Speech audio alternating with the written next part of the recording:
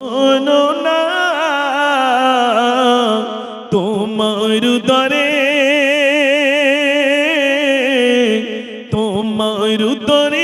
আখিরি নবী রওয়ানা গভীর রাতে স্বপ্ন দেখেন আমিনা। একটু জোরে বলুন না সুবহানাল্লাহ। আমিনা বলছেন আমি গভীর রাতে একটা স্বপ্ন দেখলাম, কে যেন চিৎকার করে বলছে আমিনা তোমার উদরে শেষ নবীর আবির্ভাব ঘটবে।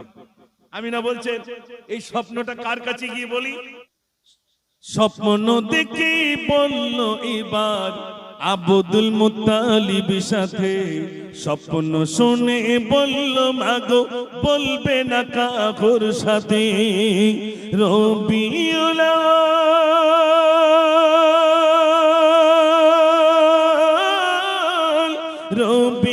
আউয়াল 12 তারিখ রওয়ানা ও গো রওয়ানা মোদির নবীজি কোলে দোলে দেখো না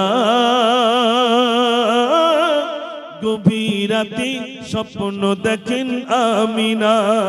একটু জোরে বলুন না সুবহানাল্লাহ। আমিনা বলছেন আমার উদরে শেষ নবী সরকারে দো আলম জনাব মুহাম্মদুর রাসূলুল্লাহ সাল্লাল্লাহু আলাইহি সাল্লাম আমার উদরে এসেছেন। আমিনা বলছেন বিশ্বনবী সাল্লাল্লাহু আলাইহি সাল্লাম তিনি যেদিন জন্ম নেবেন রাসূল করিম সাল্লাল্লাহু আলাইহি সাল্লাম জন্ম নিয়েছেন। যেমনি সেজদা অবস্থায় রাসূল ঠিক সেজদা অবস্থায় জন্ম নিলেন। কোনো খাতনাই দিতে হয়নি, নাড়ি কাটতে হয়নি। আমরা যখন জন্ম নিয়েছিলাম একটা নাপাক রক্ত বার হয়েছিল, রাসূল করিম সাল্লাল্লাহু আলাইহি সাল্লাম তিনি জন্ম নিয়েছেন কোনো রক্তই নাই, পবিত্র অবস্থায় তিনি জন্ম নিয়েছেন। জোরে বলুন না সুবহানাল্লাহ। বিশ্বনবী সাল্লাল্লাহু আলাইহি সাল্লাম ধরে এসেছে। ভাইরা আমার আব্দুল মুত্তালিব খুশি হয়ে গেছেন। দরজা আওয়াজ দিচ্ছেন আমিনা তুমি দরজা খোলো, আমি মুহাম্মদকে একটুখানি দেখবো। মা আমিনা বললেন আব্বা এখন দরজা খোলা যাবে না, এখন দুনিয়ার কোনো মানুষ তারাকে দেখতে পাবে না। এখন কাতারে ফারিস্তাদের আগমন ঘটেছে, ফারিস্তারা কাতারে আমার নবীকে দর্শন করবে। ফারিস্তাদের জিয়ারত হচ্ছে, দুনিয়ার মানুষ এখন দেখতে পাবে না। রাসূল করিম সাল্লাল্লাহু আলাইহি সাল্লাম জন্ম নিয়েছেন। এই জন্ম নিয়ে যদি বলা যায় শেষ হবে না ভাই, শুধু জন্ম নিয়ে যদি বলা যায়। রাসূল করিম সাল্লাল্লাহু আলাইহি সাল্লাম ধরা এসেছেন। আপনারা সবাই জানেন উম্মে আইমন যে আবু লাহাবের দাসী, উম্মে আইমন সে গিয়ে আবু লাহাবকে বলল আবু লাহাব তোমার একটা ভাইপো হয়েছে। এইটুকু কথা বলায় আবু লাহাব বলল এই সংবাদ তুমি দিয়েছো, যাও আমি তোমাকে আজাদ করে দিলাম, মুক্ত করে দিলাম। হযরত আব্বাস রাদিয়াল্লাহু তাআলা বর্ণনা করেন আবু লাহাব সে যখন ইন্তেকালের পরে কবরের ভিতরে আযাবে গ্রেফতার রইল, হযরত আব্বাস রাদিয়াল্লাহু তাআলা বর্ণনা করেন আমি একদিন স্বপ্নে দেখলাম আবু লাহাব সে কবরের ভিতরে কেমন হালতে রয়েছে। আমি আবু লাহাবকে জিজ্ঞাসা করলাম আবু লাহাব তুমি কেমনে আছো?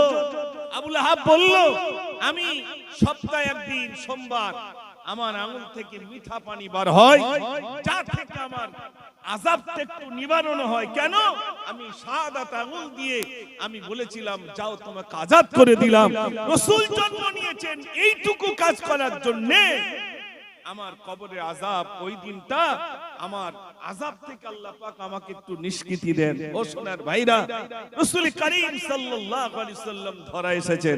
ওদিকে হালিমা স্বপ্ন দেখছেন, হালিমা তোমার বুকে দুধ শুকিয়ে গেছে, তুমি যদি মক্কার একটা শিশু বাচ্চাকে আনতে পারো তোমার দুধ বৃদ্ধি হবে। তাই মা হালিমাতুস সাদিয়া রাদিয়াল্লাহু তাআলা আনহা তিনি আসছেন মক্কায়। ভাইরা আমার সব শিশুরা নিয়ে চলে গেল, দাইরা সব শিশু নিয়ে চলে গেল, কোন শিশু নাই। আব্দুল মুত্তালিবের সঙ্গে দেখা। আব্দুল মুত্তালিব বললেন, আমার বাড়িতে একটা এতিম বালক রয়েছে, পয়সা কড়ি তেমন দিতে পারবো না, যদি সম্ভব হয় নিয়ে যেতে পারো। হালিমাতু সাদিয়া দেখলেন অত দূর যখন আমি এলাম, বেকার কেন ফিরে যাব, এতিম ও কার যাই হোক অন্তত আমি বাচ্চাটা দেখি। হালিমাতু সাদিয়া রাদিয়াল্লাহু তাআলা বিশ্বনবী সাল্লাল্লাহু আলাইহি ওয়াসাল্লামের চেহারার দিকে যেই না দেখলেন, কোলে তুলে নিলেন, কপালে একটা চুমা দিলেন। হালিমাতু সাদিয়া চুমা দিয়ে দেখছেন এত সুন্দর চেহারা, এত সুন্দর চেহারা, যেন আমার রাসূলের চেহারায় যেন নূর চমকাতে থাকে। হালিমা, আমি সে একটা গজল লিখেছিলাম না, এই শিশু নবীকে দাও না আমায় নিয়ে যাবে হালিমা তোমার, শত শত উটনি মক্কায় এলো, জীর্ণ গাধা নিয়ে হালিমা এলো, শত শত উটনি মক্কায় এলো, জীর্ণ গাধা নিয়ে হালিমা এলো। হালিমা তোমার দেখুন গিয়ার, তোমার কোলে শিশু নবীরাই, ও নবী নবীজি আমার, ও নবী নবীজি আমার, ও নবী নবীজি আমার। নারে তাকবীর! সবাই মিলে একটু আওয়াজ দেন আর মনোসংযোগ ফিরিয়ে আনেন, ইনশাআল্লাহ দেখবেন রাসূলের এই সমস্ত কথাগুলো শুনলে ঈমান মজবুত হবে ইনশাআল্লাহ। এজন্য একটু আওয়াজ জোরে দেন, নারে তাকবীর! রাসূল করিম সাল্লাল্লাহু আলাইহি সাল্লামকে নিতে এসেছেন, ওই বাচ্চাকে নেবেন। হালিমাতু সাদিয়া রাদিয়াল্লাহু তাআলা আনহা তিনি কোলে তুললেন, উটের উপরে উঠলেন, কিন্তু উট যায় না, উট মোটেই যাচ্ছে না। যখন রাসূল করিম সাল্লাল্লাহু আলাইহি সাল্লাম কাবার সামনে রেখেছেন, উট চলতে শুরু করলো। হালিমাতু সাদিয়া বেশ কিছু দূর চলে গেলেন। ভাই আমার, রাস্তার ধারে একটা গণক গির্জা তৈরি করে গেছিলেন, ওই গির্জা থেকে একটা গণক বার হয়ে বলছেন, ও বুড়িমা বুড়িমা দাঁড়িয়ে যান, দাঁড়িয়ে যান। হালিমাতু সাদিয়া দাঁড়িয়ে গেলেন, গণক এসে বলছে, সত্য কথা বলবেন মা, আপনার নাম কি? হালিমাতু সাদিয়া। হালিমা মা হয়ে গেলেন, আমার নামটা কেমনে বলে, আমার নাম হালিমা। গণক বলছে, মা সত্য কথা বলুন, আপনার নাম কি? হালিমাতু সাদিয়া। হালিমাতু সাদিয়া বললেন, গণক আমার সাদিয়া করতে বাড়ি, তুমি কেমন করে আমার নামটি বললে, আমার নাম হালিমা। গণক বলছে, মা সত্য কথা বলুন, আপনার কোলে যে শিশু বাচ্চাটি রয়েছে, ওই বাচ্চাটির নাম কি? মুহাম্মদ সাল্লাল্লাহু আলাইহি সাল্লাম। একটু জোরে বলুন না সুবহানাল্লাহ। ভাইরা আমার, হালিমা মা হয়ে গেলেন, এই বাচ্চাটির নাম কেমনে বলি? হালিমা মা কই? এবার গণককে বলে, গণক তুমি বাচ্চাটির নাম কেমন করে বলেছো বলো। গণক বলছে, মা সত্য কথা বলুন, এই বাচ্চাটির আব্বার নাম কি? আব্দুল্লাহ, আর এই বাচ্চাটির মায়ের নাম কি? আমিনা। হালিমাতু সাদিয়া মা কই বলে, না আরে মাত্র 3 থেকে 4 দিন এই শিশু বাচ্চার বয়স, এখনো পর্যন্ত দুনিয়ার কেউ তার দর্শন করতে পারে নাই, আর আমি ওই বাচ্চাটাকে নিয়ে আসি কেমন করে? আব্বার নাম কি? আব্দুল্লাহ, এই বাচ্চাটির মায়ের নাম কি? আমিনা। এই বাচ্চাটির নাম কি? মুহাম্মদ সাল্লাল্লাহু আলাইহি সাল্লাম। কেমন করে বললো? গণককে সম্বোধন করে হালিমাতু সাদিয়া এবার বললেন, গণক এই বাচ্চাটির নাম তুমি কেমন করে বলেছো? হালিমাতু সাদিয়া যেই না বললেন কেমন করে বলেছো, গণক বলছে, মা সব বলে দেব, এই বাচ্চাটার পিঠের দিকটা যদি একবার দেখান আমি বলে দেব। হালিমাতু সাদিয়া বললেন, না আমি দেখাতে পারবো না।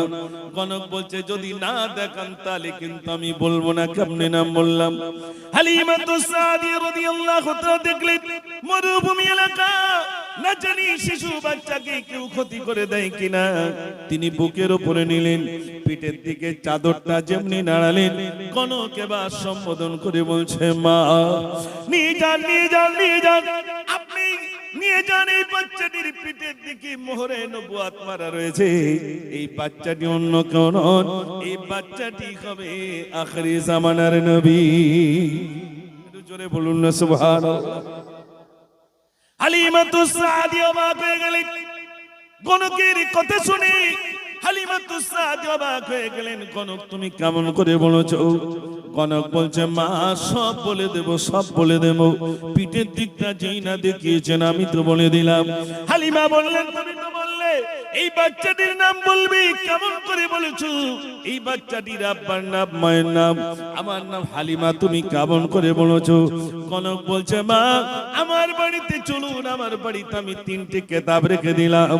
একটার নাম তওরাত, একটার নাম ইনজিল, একটার নাম জবুর। 3টি কিতাবের ভিতরে দেখলাম আখেরি জামানার নবী যিনি হবেন, শিশুবেলায় এই রাস্তা দিয়ে যাবেন, তানাকে যিনি নিয়ে যাবেন তানার নাম হবে হালিমাতুস সাদিয়া।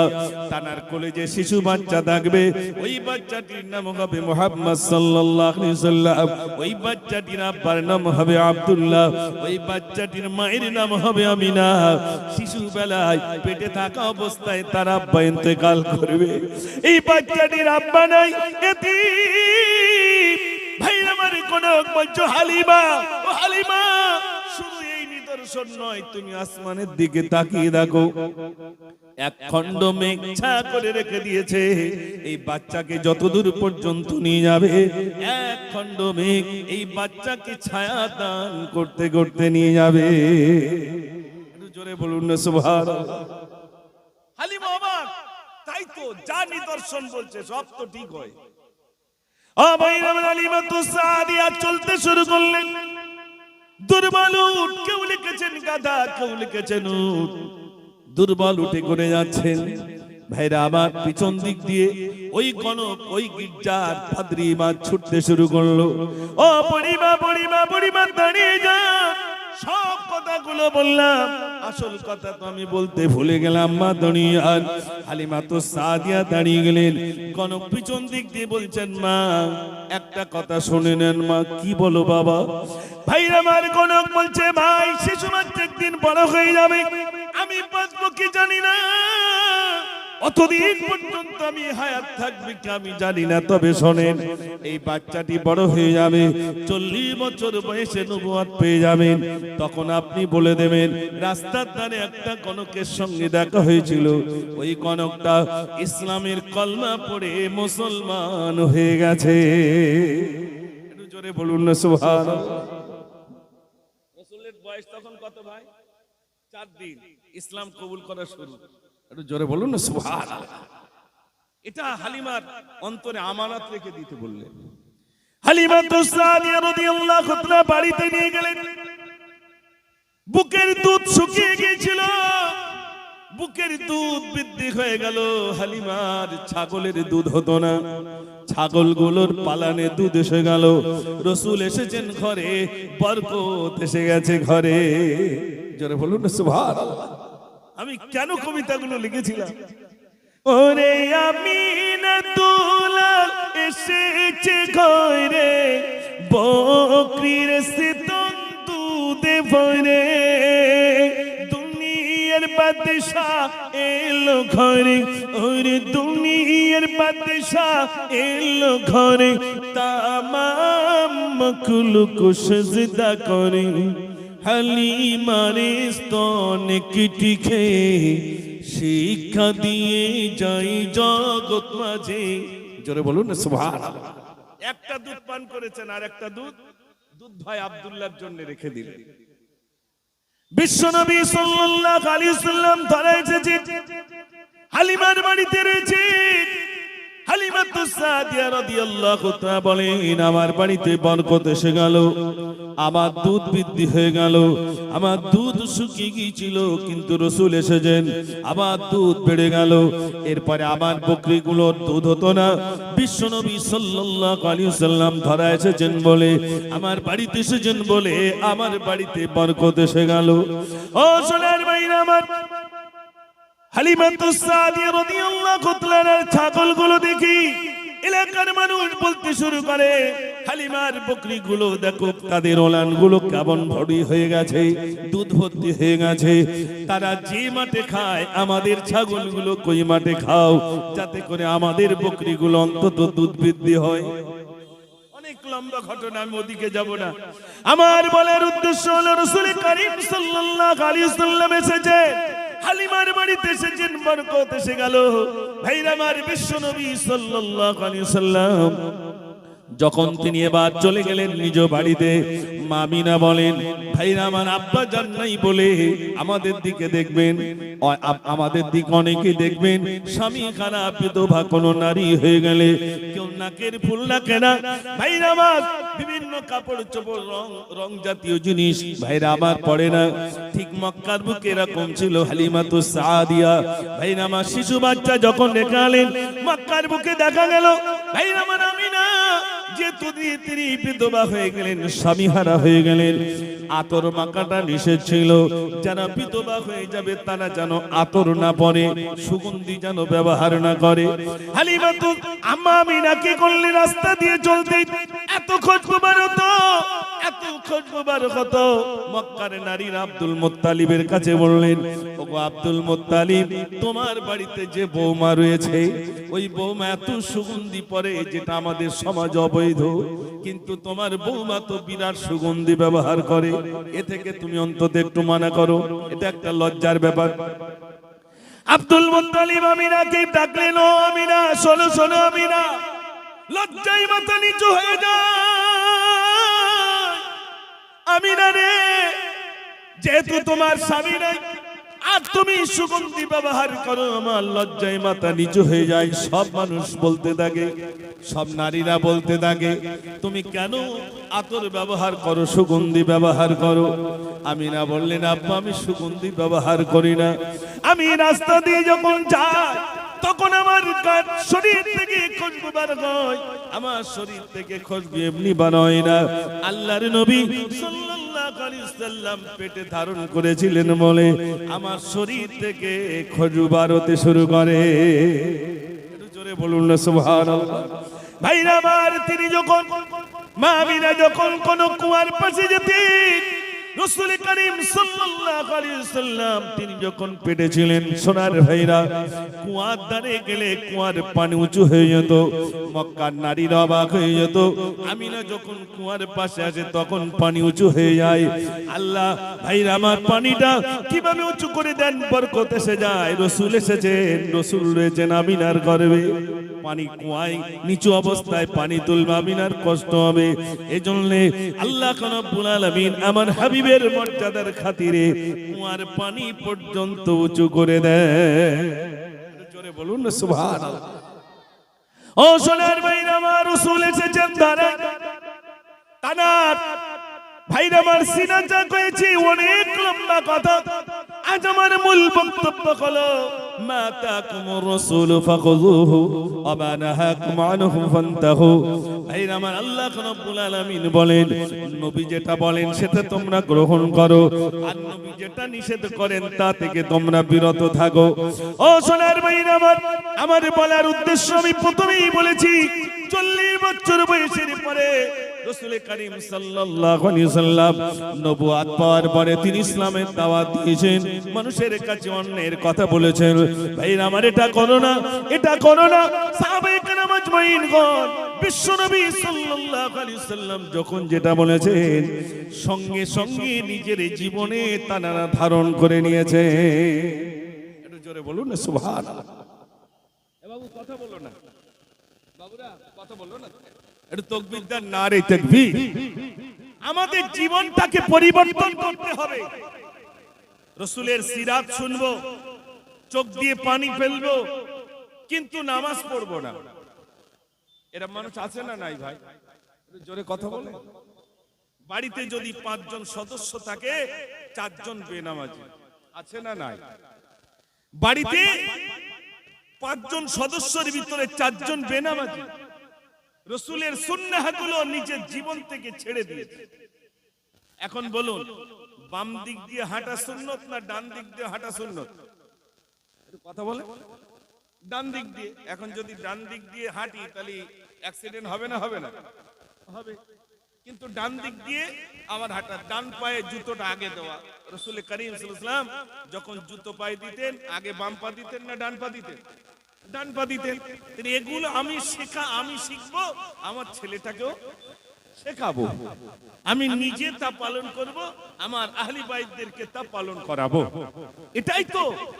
তো তাহলে বলুন, ডান দিক দিয়ে হাঁটবেন, তাহলে সুন্নতটা আদায় হবে কি করে? আপনি 2-4 কদম ডান দিক গিয়ে তারপর বাঁ দিকে যান, তাহলে আপনার সুন্নতটাও আপনি জিন্দা করলেন। একটু জোরে বলুন সুবহানাল্লাহ। ভাইরা, আজ আমরা রাসূলের সুন্নাহগুলো নিজের জীবন থেকে ছেড়ে দিয়েছি। কার জীবন? আজ আমাদের সন্তানগুলো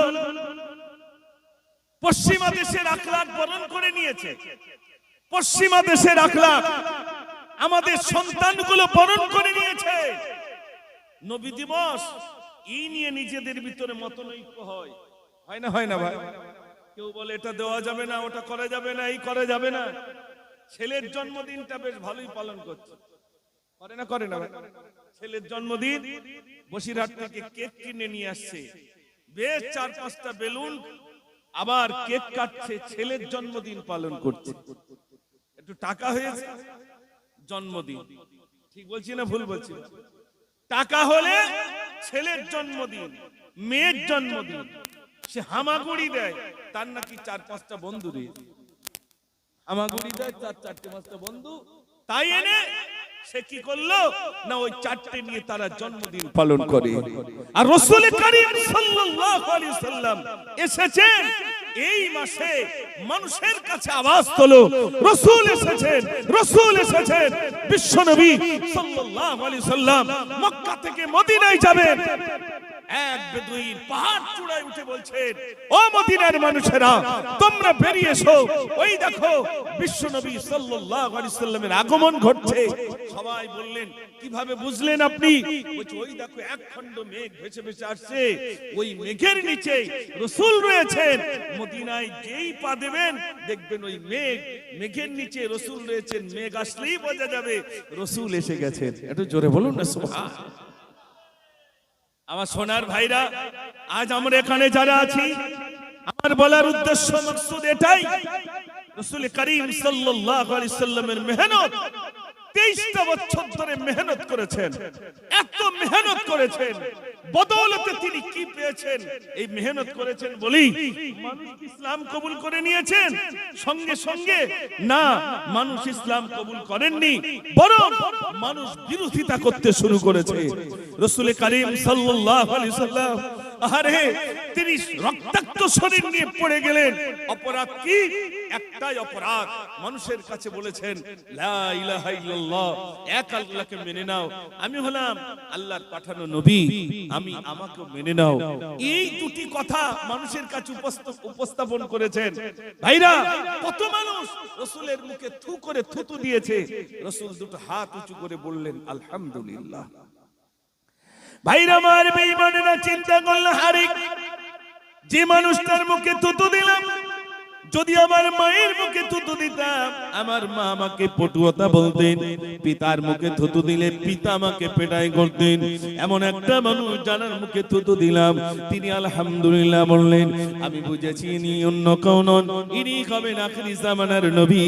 কদম ধরে ইসলামের কলমা পড়ে মুসলমান হয়ে গেলেন।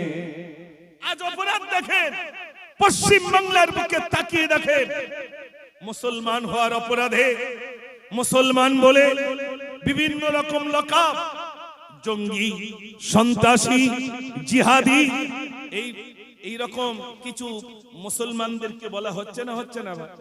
জিহাদি বলছে, সন্ত্রাসী বলছে, জঙ্গি, তারপরে লুঙ্গি পরা, বিভিন্ন রকম মন্তব্য করা হচ্ছে। মুসলমানের লকাবের আর শেষ নাই, প্রচুর লকাব দিতে তারা শুরু করেছে। অপরাধ কি? কলমা পড়েছে তাই।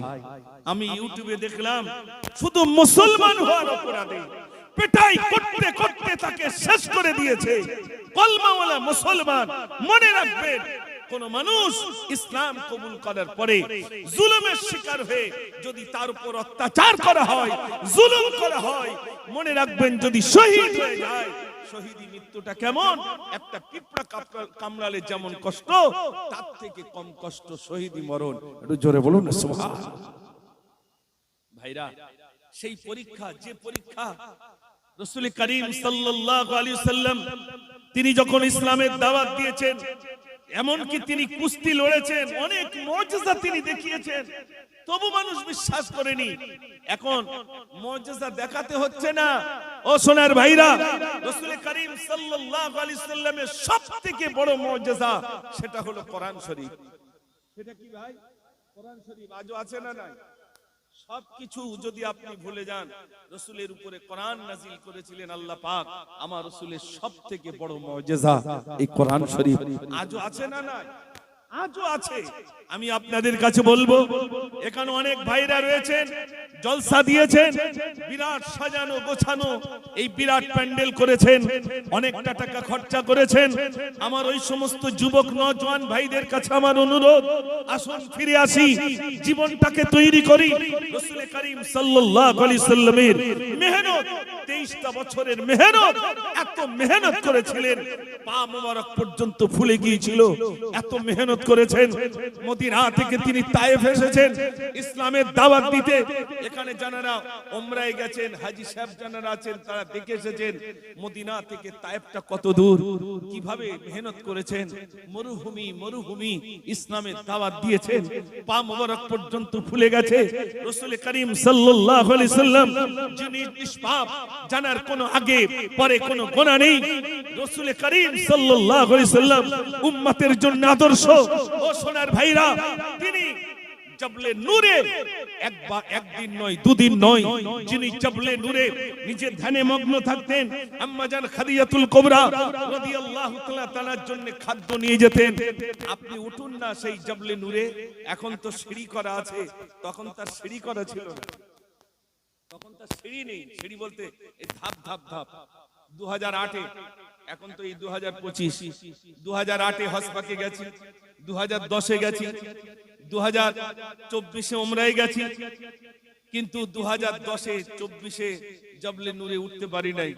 কিন্তু 2008-এ তখন বয়সটা কম ছিল, যদিও তখন উঠতে পেরেছি, কিন্তু তখন মনে হচ্ছে আল্লাহ, এই জবলে নূরে একবার উঠেছি, যদি এই কষ্ট হয় তাহলে আম্মা জান খাদিজাতুল কুবরা রাদিয়াল্লাহু তাআলা আনহা প্রতিদিন আমার রাসূলের জন্য খাদ্য নিয়ে আসতেন। একদিন জিবরিল আমিন বলছেন, ইয়া রাসূলুল্লাহ, আমি চলে যাই, এই খাদিজা আসছে, আপনি বলে দেবেন আল্লাহ রাব্বুল আলামিন আম্মা জান খাদিজাকে সালাম জানিয়েছেন। একটু জোরে বলুন না সুবহানাল্লাহ। ও সোনার ভাইরা, আমি আপনাদের কাছে হাত জোড় করে বলবো, আসুন ফিরে আসুন, নিজের জীবনটা তৈরি করুন। রাসূল করিম সাল্লাল্লাহু আলাইহি সাল্লাম মেহনত করেছেন আমার উম্মত যাতে জাহান্নাম থেকে বেঁচে যায়, আমার উম্মতি জাহান্নাম থেকে বেঁচে যায়, তার জন্য ছিল তার মেহনত। আর রাসূল জবলে রহমত পাহাড়ে উঠে বলেছিলেন, বাল্লিগু আন্নি ওয়ালাউ আয়া, আমার পক্ষ থেকে যতটুকু জেনেছো এটা মানুষের কাছে পৌঁছে দাও। সাহাবায়ে কেরাম আজমাইনগণ নিজের ঘোড়াটা যেদিকে ছিল তিনি সেদিকে ফিরে ইসলামের দাওয়াত দিতে গেছেন। বিবির কথা ভাবেননি, সম্পদের কথা ভাবেননি, অর্থের কথা ভাবেননি, মানুষকে জাহান্নাম থেকে মুক্তি দিয়ে জান্নাতি, তারা যাতে জান্নাতি হতে পারে, ইসলামের দাওয়াত যাতে পৌঁছে যেতে পারে, নবী আনা কাজ যাতে আমি করতে পারি, তার জন্য ছিল সাহাবাদের মেহনত। নিজের জীবনটাকে ইসলামের জন্য উৎসর্গ করে দিয়েছেন। আমার ভাইরা, এখানে অনেক ভাইরা রয়েছেন, আজ থেকে নিয়ত করুন ইনশাআল্লাহ 5 ওয়াক্ত নামাজ আমার জীবন থেকে আর ছাড়বো না ইনশাআল্লাহ। একটু বলতে পারবেন ইনশাআল্লাহ? একটু জোরে বলুন না ইনশাআল্লাহ। জি, 5 ওয়াক্ত নামাজ ছাড়া আরো নামাজ আছে না নেই?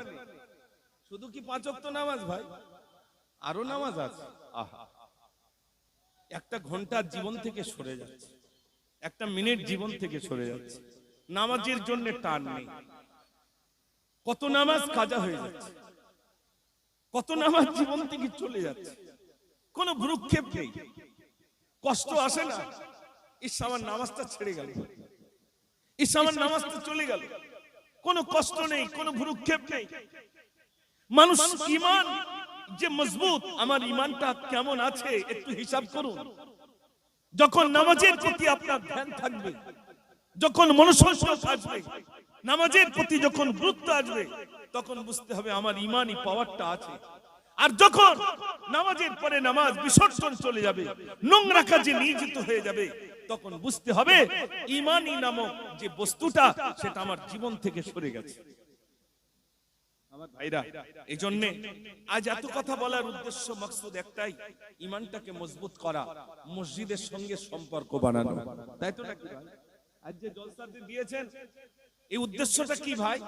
উদ্দেশ্য একটাই, মহল্লার মানুষের ভিতরে পরিবর্তন এসে যাক। এই মাকসুদ একটাই, আমরা যারা নামাজ থেকে দূরে সরে রয়েছি নামাজের সঙ্গে জুড়ে যাই, আমরা যারা ইসলাম থেকে দূরে রয়েছি ইসলামের সঙ্গে আমরা ইসলামের ভিতরে প্রবেশ করি, এটাই হলো মূল মাকসুদ। কিন্তু যদি আমাদের মাকসুদ এটাই হয়ে যায়, মানুষ বলবে না সত্যি এই জায়গাটা মাটনিয়ার মানুষ সত্যি বিরাট একটা জলসা দিয়েছে, বিরাট লাইটিং করেছে, বিরাট প্যান্ডেল করেছে, বিরাট কিছু করেছে, এটা আমার যদি লোক দেখানো হয়ে যায় সব বরবাদ হয়ে যাবে। লোক দেখানোর থেকে মহান রবকে খুশি করার উদ্দেশ্য মাকসুদ নিয়ত যদি হয়ে যায়, আলহামদুলিল্লাহ জলসা আমাদের নাজাতের কারণ বনে যাবে। একটু জোরে বলুন না সুবহানাল্লাহ। আমার সকল ভাইদের কাছে আমার অনুরোধ, আমি শেষের দিকে দুটো একটি গজল শোনাবো, সকলের কাছে আমার অনুরোধ নিয়ত করুন ইনশাআল্লাহ।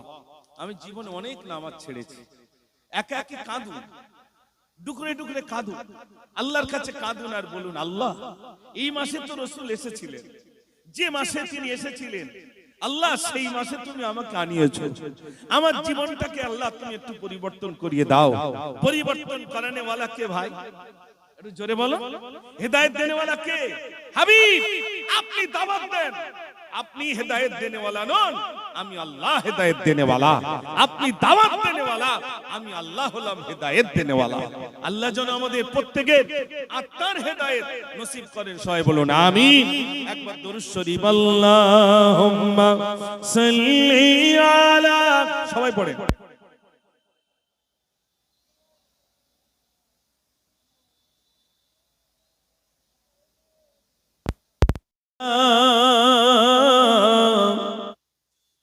वक्त नजर आए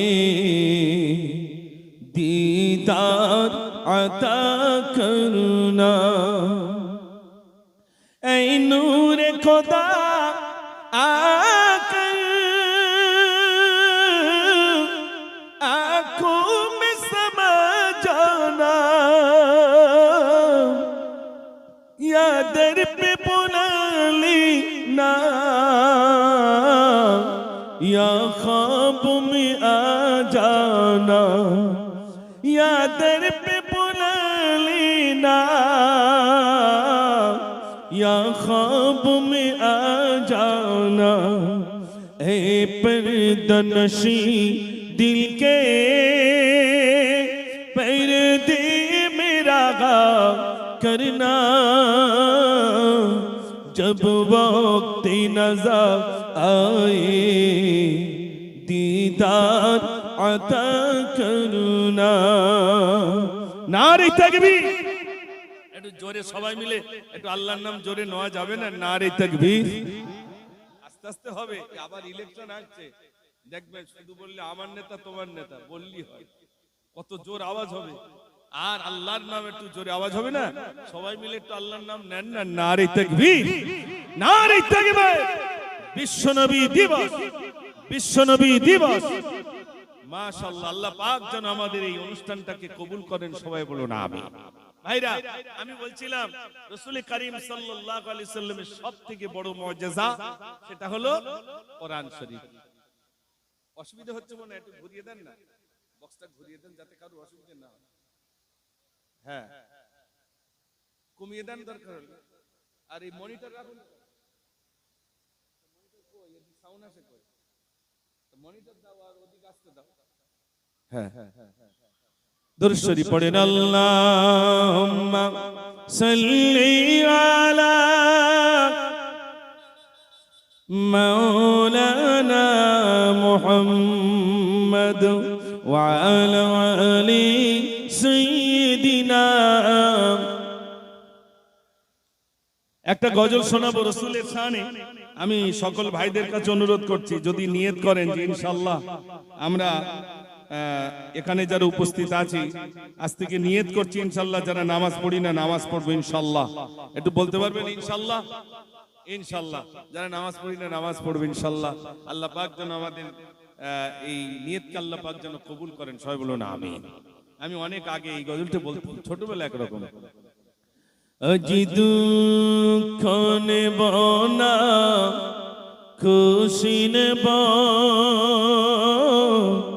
খোদা গো তুমি দাও না বলে, আজ এই দিনেতে রসুল এলো, আর এই দিনে বিদায় নিলে, আজ দুঃখ নেব না, খুশি নেব,